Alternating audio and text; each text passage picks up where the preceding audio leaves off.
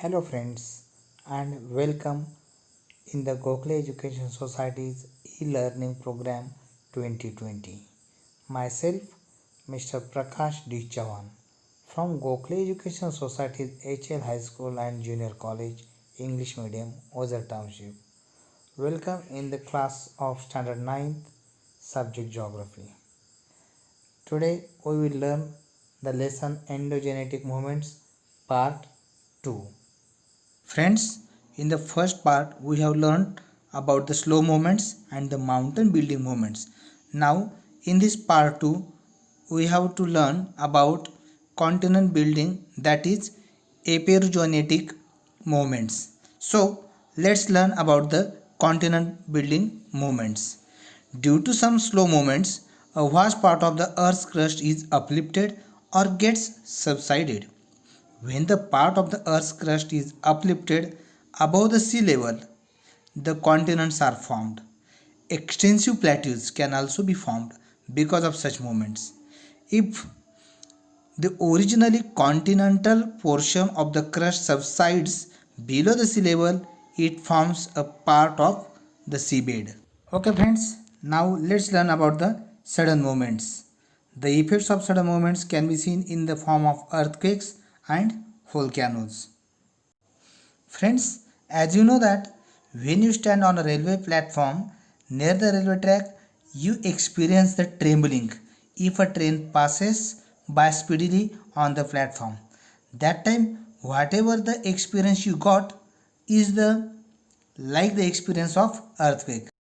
Friends, sudden movements in the earth's interior include earthquakes and volcanoes. So friends, let's learn about the earthquakes. Friends, as you know that earth means ground and quakes means trembling. That is, earthquake means the trembling of the ground. Because of the movements occurring in the interior of the earth, tremendous tension is created in the earth's crust. When tension goes beyond the limits, the energy is released in the form of waves. This leads to the trembling of the earth's surface and it is known as the occurrence of the earthquake. The magnitude of the earthquake is measured by the Richter scale. So friends, now let's learn about the causes of earthquake. First, moving of the plates. Second, colliding of the plates. Third, plates sliding one below the other. Fourth, forming of fractures in rock layers due to tension in the interior of the earth. And the fifth one, occurring of volcanic eruption. Now friends, let's learn about the focus and epicenter of earthquake.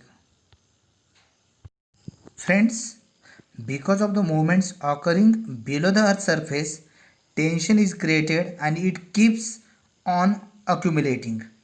High energy is released at the place where this tension mounts up.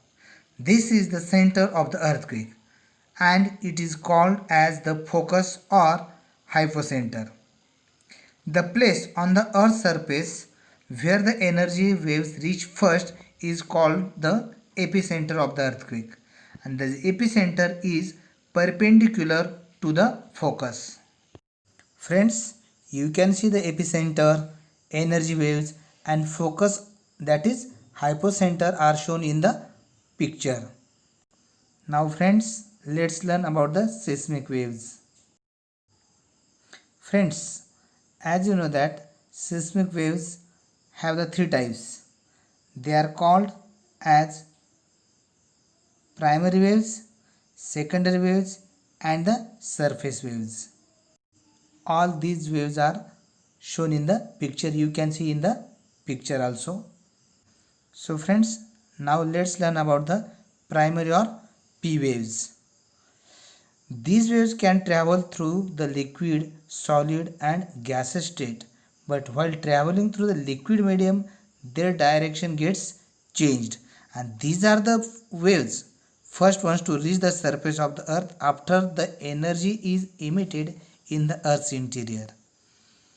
They travel at a very fast speed from the focus of the earthquake in a radial direction. Subjected to a P wave, particles in the rock move in the direction of waves to and fro. The wave moves to and fro. Therefore, these waves are also called forward and backward waves. It is because of the primary waves that the buildings on the Earth's surface move back and forth. Now friends, let's learn about the secondary or S waves. The waves which reach the Earth's surface after the primary waves are called secondary waves. Friends, these waves also scatter in all the directions from the focus of the earthquake. The velocity of the secondary waves is lesser than the primary waves, but the particles lying in the way of these waves move up and down in the direction of energy transfer. These waves can travel only through the solid medium. These waves get absorbed as they enter the liquid medium.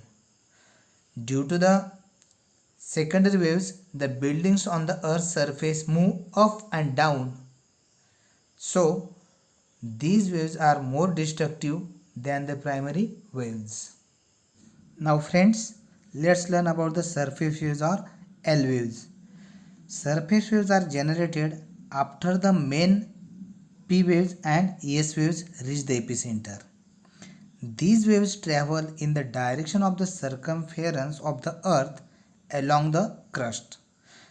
Surface waves are highly destructive compared to primary and secondary waves.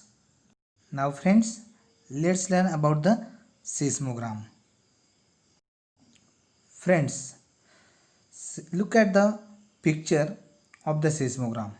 It is an instrument through which this graph showing the movement of seismic waves, that is seismograph, can be generated. Friends, through the seismogram, graphs showing movements of the seismic waves can be generated. These graphs are known as seismographs and they help in knowing the magnitude of the earthquake. With their help, even microseismic waves can also be measured. Now friends, let's do the experiment of the weight. Hang a heavy bag or a pouch on the hook of a spring balance as shown in the picture. Pull the bag down and release it. Now you can observe the spring and note the movement of the spring also. Now friends, let's try yet another experiment. As shown in the picture, make the students stand holding the ends of a rope.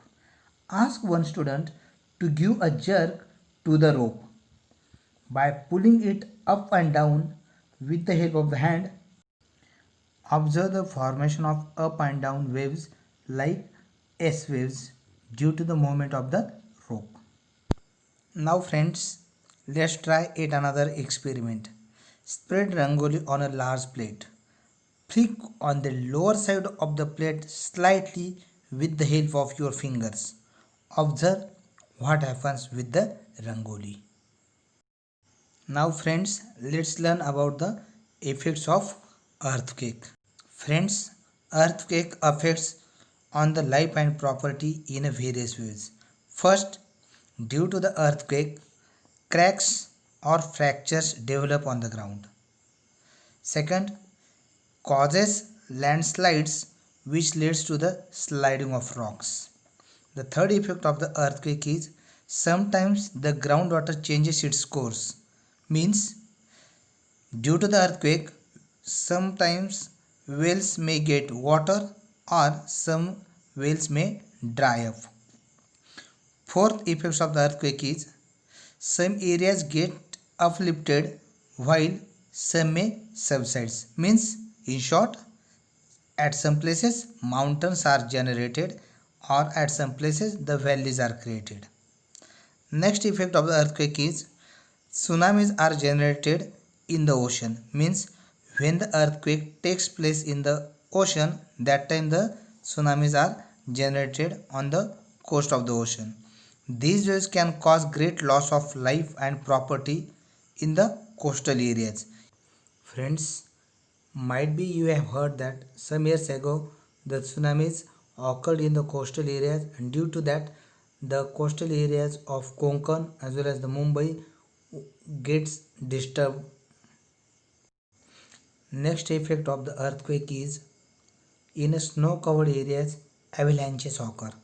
Friends, avalanches means falling of ice rapidly through the mountainside.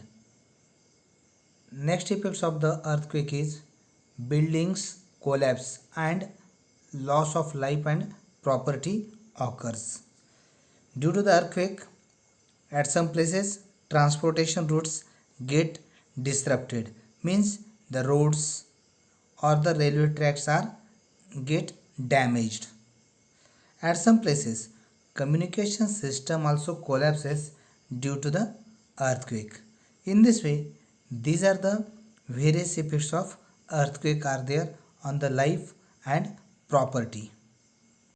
Friends, here I am giving you one activity.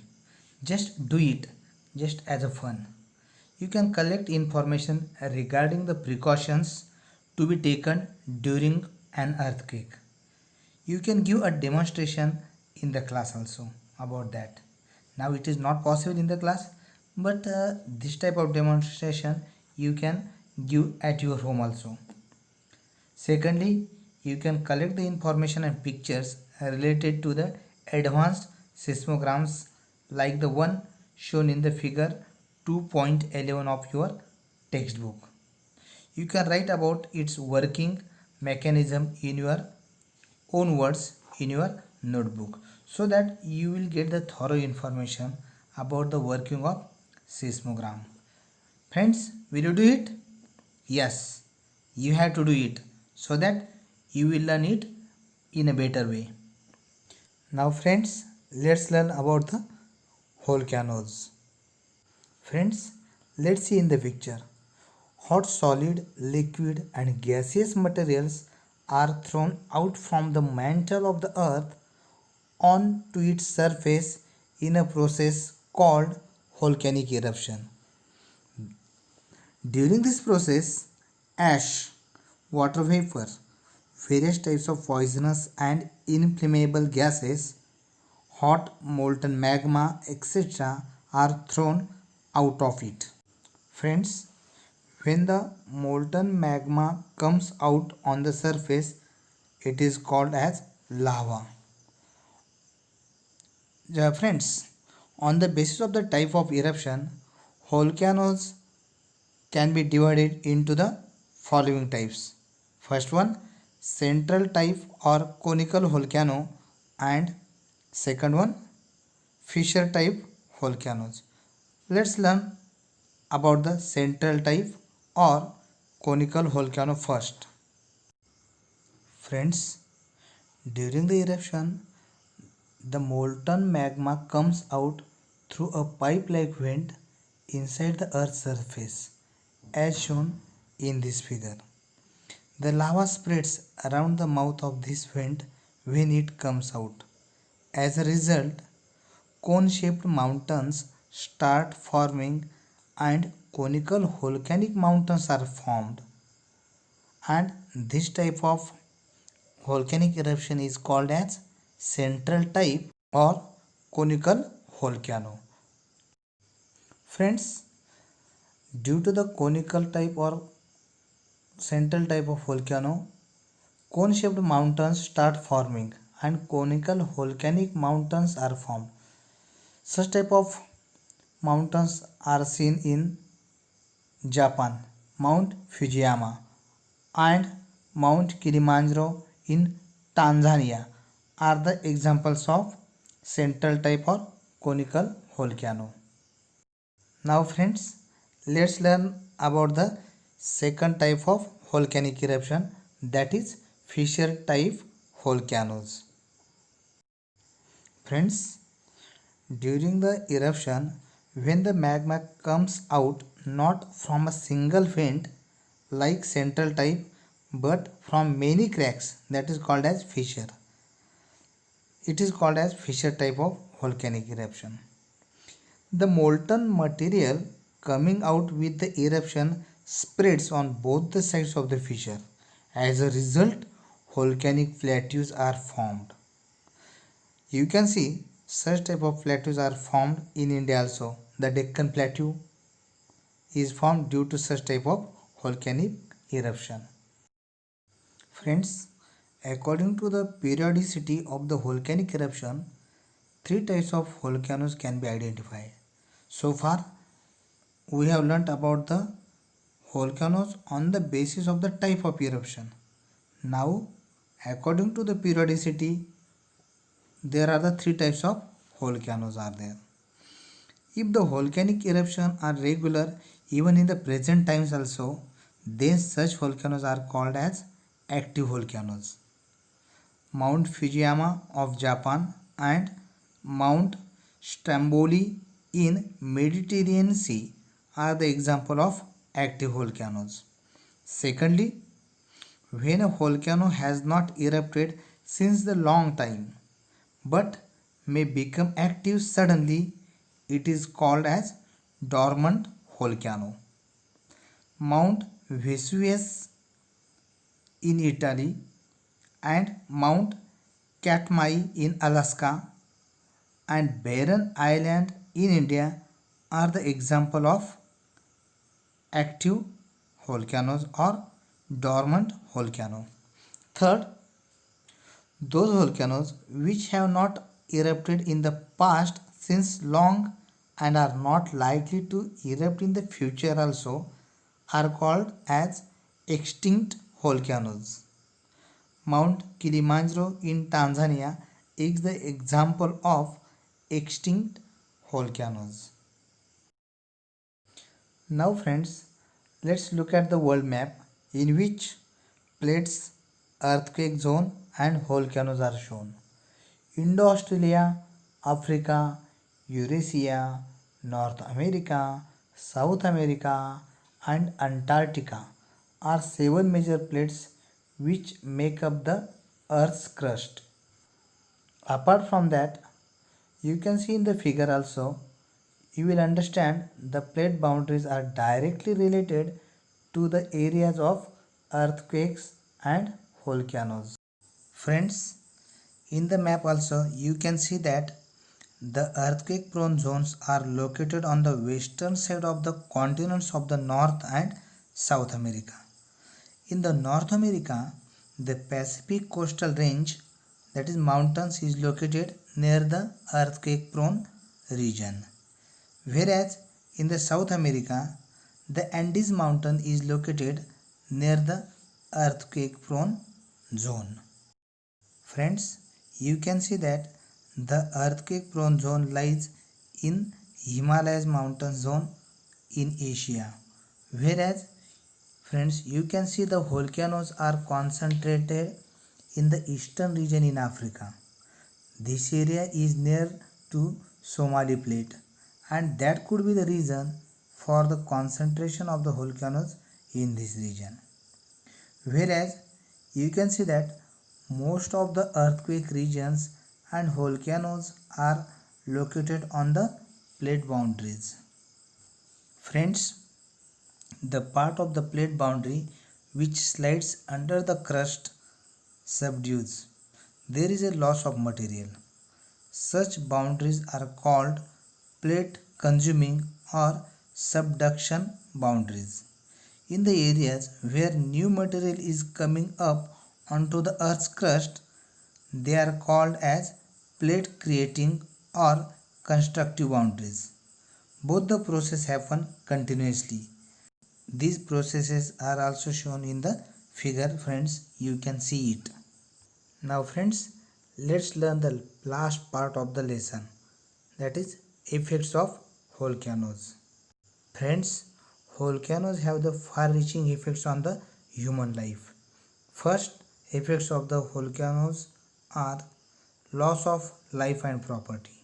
Due to the volcanic eruption, there is a great loss of life as well as the property in the world.